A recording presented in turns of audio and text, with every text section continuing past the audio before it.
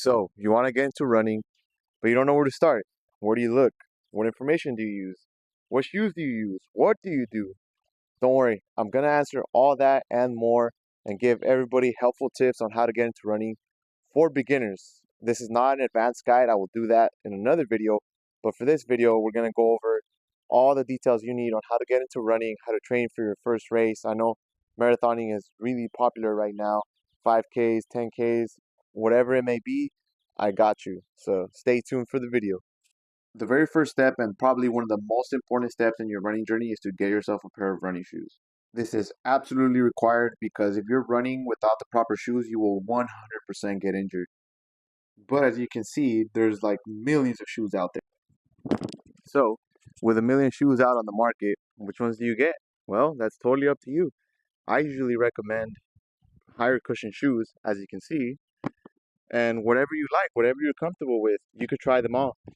There are really good stores such as Fleet Feet or Soul to Soul where they have treadmills at the store that they let you try on the shoes. You could let the employees know, hey, this is the race I'm training for. I need a shoe for this many amount of miles, this much effort, and they should be able to help you out. And if not, just try them on. Run on the treadmill, whichever ones you feel more comfortable with, that'll help you out. Just make sure that they're actually running shoes. And if you get them online, you could also check the reviews, and people will let you know how much miles they run in them, if they're good for training, or if they're just good for walking shoes. Since there's a lot of misinformation out there, and a bad shoe could get confused for a good shoe, just read the reviews, try them on. Don't be afraid to send them back. As you can see, I've been using the Asics Super Blast pretty much for everything. These are my racing shoes, but you don't need racing shoes. I see a lot of people, they try to buy the Alpha Flies. A lot of beginner people try to buy the Alpha Flies thinking that they're for training.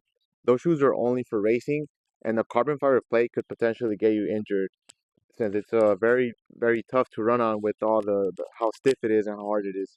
I would recommend just get shoes that you're comfortable with. I mean, even if it's the same shoe for 10 years, I used Hoka Clifton 9s for about 8 years until I found the Super Blast 2s. Just try them on and find what you're comfortable with. So now that you got yourself a good pair of running shoes, it's time to enter the first phase of training, the base phase. So what exactly is the base phase? The base phase is a part where you start developing your aerobic capacity, which means that you start developing your ability to run. So I know there's a lot of misinformation out there, TikTok, YouTube, Instagram. You see a lot of videos where dudes are talking about workouts, intervals, threshold, all kinds of weird jargon. The first step is to start running. That's what we're going to do.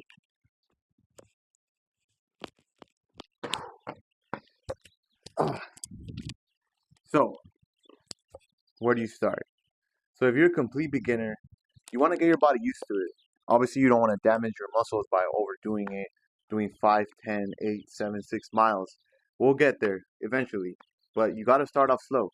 See, as a coach, I get a lot of kids that are not experienced. I am a high school running coach, and I train 5K, mile, 800, 2 mile. And the first strategy that I have them do, since they're absolute beginners most of the time, is the run walk method. So I ask them how much they've been running, how active they are, and depending on that is the mileage I prescribe to them. Most of the time, the kids have done absolutely no running in the summer, which is common for most people. They're not very active. So the first thing I have them do is run 1 mile. I mean, that's the starting point, 1 mile.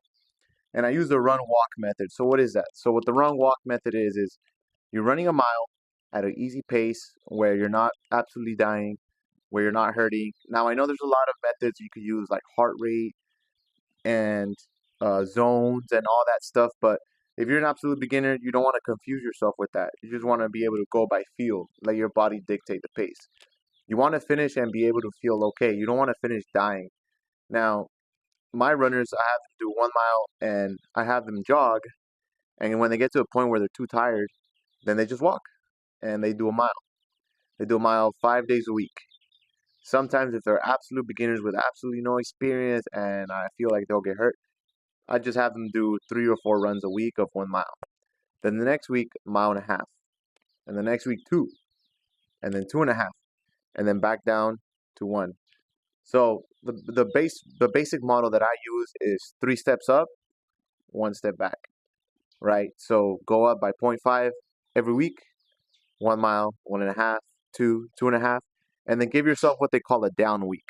So what a down week is a week where you go back down to lower mileage just to make sure that your body is fully recovered and fully adjusted to the training load. You don't want to keep going up and up and up and up and up because you won't give your body enough time to recover. And especially as a beginner, you don't want to ruin that. Now you want to make sure that you find a peak mileage that you're comfortable with. Obviously, you don't want to say I'm going to go up to 100 miles a week because it takes years for that. Typically, what I have my kids do is 30 miles for the first 6 months, right? So I start them at 1 mile a day, and then eventually they make their way up to I believe it's about 5.5 a day. So they get a total of 30 miles a week, and then they get their 2 weeks off of rest, and we start the next cycle, which is I do 6 month cycles, depending on what your race is. So I have my kids from there. I go 30 miles, and the next 6 month cycle 35, 40, depending on how well they develop, and then the next 6 month cycle 40, 45, 50, 55. And eventually, once they're about 3 to 4 years into it, I have them go 60. Now, again, this depends on how you feel, your skill level, your ability to run. Because obviously, as an adult, you have jobs, you have physical labor, you take care of stuff, you can't sleep as good. So it all depends on you. You don't have to do 100 miles, 120 miles. No. Just make sure you find a peak that is comfortable with, that you are comfortable with, and you just work your way up from there. So, how do you track your mileage? I mean, obviously, you're supposed to know how much miles you're doing, what pace, etc. So, what I use is a Garmin watch. I use a Forerunner 55, I believe. It's like around $100. You can use a Coros, you can use an Apple Watch, a Nike watch. All of these watches have a GPS that tells you your pace, your time, your distance, and they pretty much track your mileage for the week. Now, if you can't afford a watch because they are pretty expensive, you could even use the Strava app. On Strava, it gives you a running option where it tells you your pace, your time, and distance, and it tracks your weekly mileage for the entire cycle. You can find this Strava app on any app store. You can use it on your phone. It's actually really convenient and it's free.